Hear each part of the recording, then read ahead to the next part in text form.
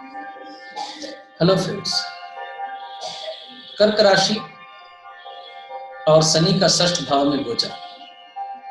चलिए इस पे बात करते हैं। छठे भाव में पाप ग्रह का आना अच्छा होता है हमेशा। तो कर्क राशि के परिप्रेक्ष्य में आपको सबसे पहले केतु के नक्षत्र में शनि विचरण कर रहे होंगे।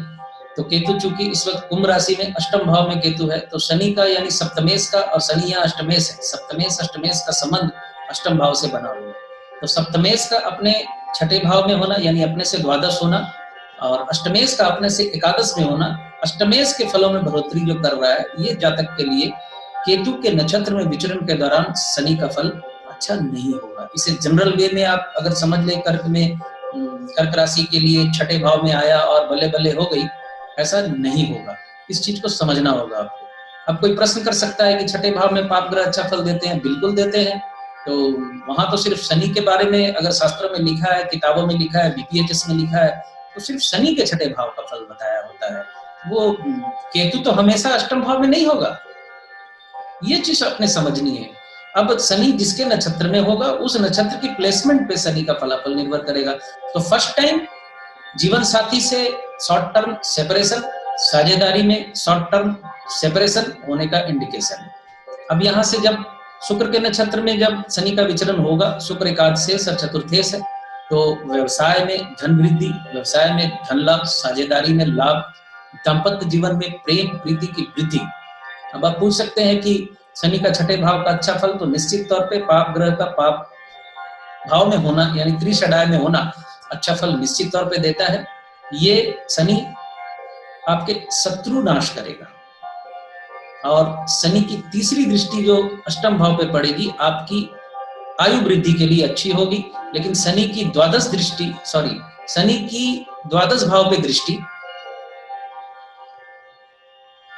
दाम्पत्य सुख के लिए अच्छी नहीं होगी। यानी सुख, वो जो द्वादश भाव से जो बेडरूम प्लेजर वाली स्थिति आती है, उसमें कुछ आघात लगेगा, ये समझना है। लेकिन शुक्र के नक्षत्र में होते हुए नहीं, उसमें फिर अच्छा फल होगा।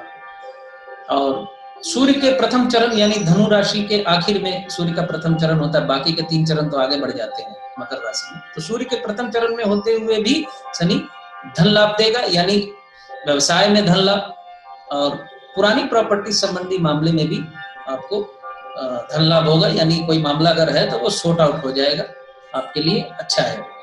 ये नॉर्मल कर्क राशि का विचार है। यहाँ इससे ज्यादा मैं नहीं खींचना चाहता, इसलिए नहीं खींचना चाहता कि अच्छा बोलूंगा तो बल्ले बल्ले है, लेकिन अगर मैं कुछ नेगेटिव बोलूंगा तो फिर कुछ लोगों में गलत फहमी जाएगी। अब मान लीजिए कोई नेगेटिव अगर मैं बोलता हूँ, तो जातक की लगन कुंडली अगर अच्छी है, दशा अंतर्दशा अगर अच्छी चल रही है, तो वहां बुरा फल उनको नहीं मिलता, उसमें कमी आ जाती है। तो यहाँ मैं अगर बोल दूंगा तो कुछ लोग क्या है, डर जाएंगे। और जैसा कि आप मुझे जानते हैं, ज्योतिष में भया दोहन करने वाला चरित्र मेरा है नहीं, भया दोहन मैं नहीं करता। तो इसलिए मैं इसमें बहुत ज्यादा विस्तृत नहीं बोलना चाहता, क्योंकि सिर्फ गोचर के फलादेश को ही या गोचर फल को ही अंतिम सत्य मान के भी चलना गलत बात है, वो नहीं होना चाहिए। शनि का छठे भाव में आपका शत्रु नाश, रोग नाश में अच्छा फल देगा। शत्रु आपके नाश होंगे, शत्रु हंता का फल शनि का होगा। और छठे भाव में पाप ग्रह अच्छा फल करते हैं, ये ठीक है, जनरल बात है ये। लेकिन आपको वर्तमान परिप्रेक्ष्य में उसके संबंध देखने होते हैं।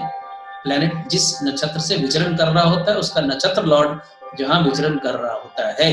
क्योंकि एज पर वैदिक नॉर्मली प्लैनेट की प्लेसमेंट देखी जाती है, लेकिन एज पर केपी प्लैनेट की नक्षत्र कनेक्टिविटी भी देखी जाती है।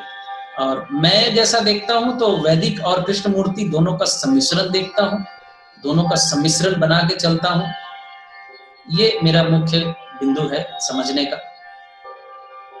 तो जनरल वे में ये ठीक है। कर्क राशि के जातकों के लिए शुरुआती केतु के नक्षत्र में रहते हुए दाम्पत्य जीवन को थोड़ा आपने संभाल के चलना है। अगर आपकी लगन कुंडली में दशा अंतर्दशा अगर अच्छी नहीं चल रही है, तो केतु के नक्षत्र में विचरण का समय आप शांति से गुजारते, उसके बाद शुक्र के नक्षत्र में स्थितियां आपके लिए धन संबंधी, दाम्पत्य संबंधी, व्यवसाय संबंधी सभी मामलों में अच्छी हो जाएंगी। ये नॉर्मल है, ठीक है।